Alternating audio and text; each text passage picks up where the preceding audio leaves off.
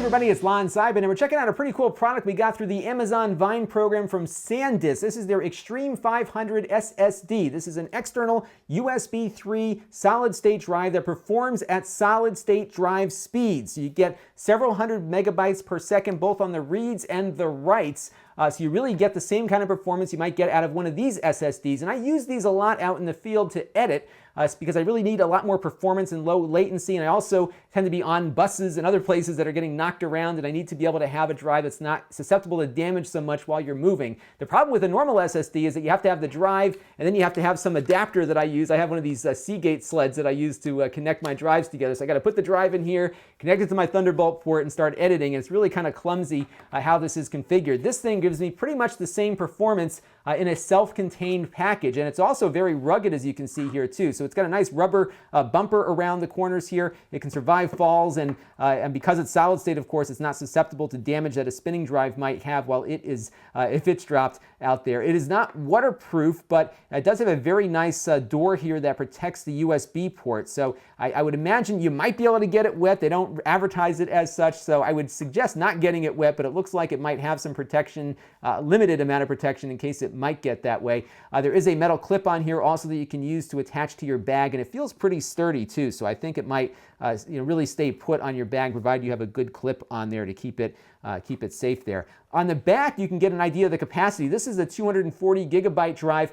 This is $120. There's also a 120 gigabyte drive for $80, so pretty reasonably priced too, especially given the performance you'll see here in a second. So pretty nice, small form factor. Doesn't get that hot either. This drive really heats up when I'm using it out in the field. This one stays pretty cool even when I'm running video editing on it, and I'm pretty impressed overall with its form factor, especially if you are doing a lot of raw photography or a lot of video editing. Now I want to show you what happens with a traditional spinning hard drive, which is the normal USB drive that you might get. Now again, this is $120. You can certainly get a much higher capacity regular USB hard drive, but the advantage that SSDs bring is a significant boost in speed. So what you're doing is trading capacity for speed. So while this is not a terabyte, this is like a quarter of a terabyte, you are getting a much faster performing drive than you might otherwise get. Let me show you what I typically do when I'm editing video out in the field. What happens is when I shoot my field stuff, I shoot two angles at the same time. So I have a camera on me and the person that I'm talking to,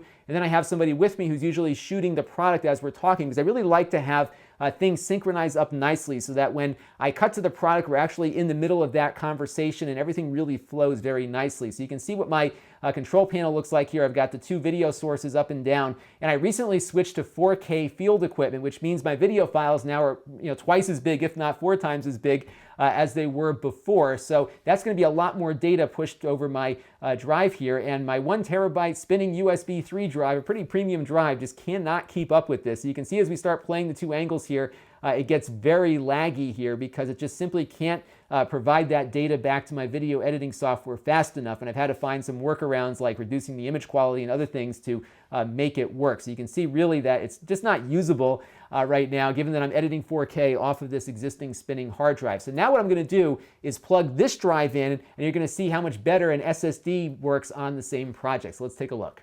All right, so we've got my SSD now connected to the Mac. We've got that same video project loaded up. I'm going to go skip ahead to a point in the timeline here and just hit the space bar. And as you can see, it is silky smooth. It starts right up. We're not getting any lag at all. Everything seems to be working exactly as it should with the two 4K files that we're playing on here simultaneously. So you can see immediately what the difference is between using a traditional spinning external hard drive and an SSD. And what's really nice about this one is that everything is self-contained in this unit here, so we're not having to plug in a lot of extra stuff. We've got this very nice little compact device here that can deliver this kind of performance, and this is really going to be great for video editors out in the field, people that are doing a lot of photos with those really large raw files. This is going to process data very quickly because it can read and write data much faster than a spinning drive, and you don't have any latency in accessing data on it either. So it's going to speed up everything that you do, and it's, again, nice to have it in this form factor. But let's see what those numbers are as far as its overall speed is concerned. And we're going to take a look at the Blackmagic Disk Speed Test and see how it performs.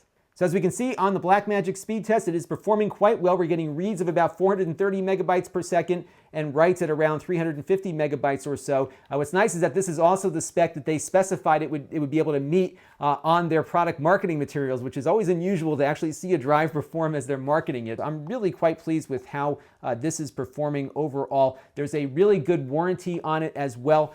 So if you have anything that happens to it within 3 years, they will replace it. So a nice 3-year warranty on here too. And my only concern though is how strong this cable connects to the drive. So you really have to pull on it to get it out. A lot of effort actually to disconnect it, and that concerns me just because it'll certainly prevent an accidental disconnection, but I wonder how much pressure or strain that is putting on the connector here. And this of course is the conduit to your data, so that's the one thing that concerns me, is that this cable really hangs on pretty strong.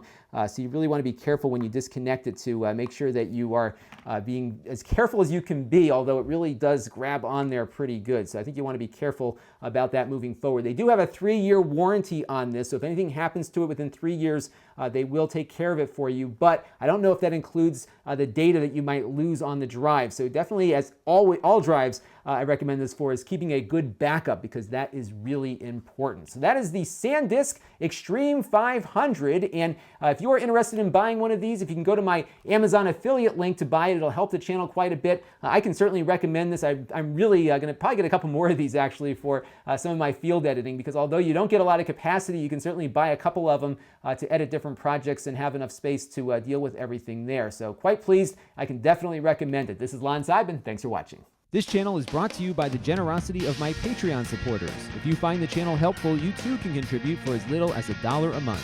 Visit Lon.TV/Patreon to learn more.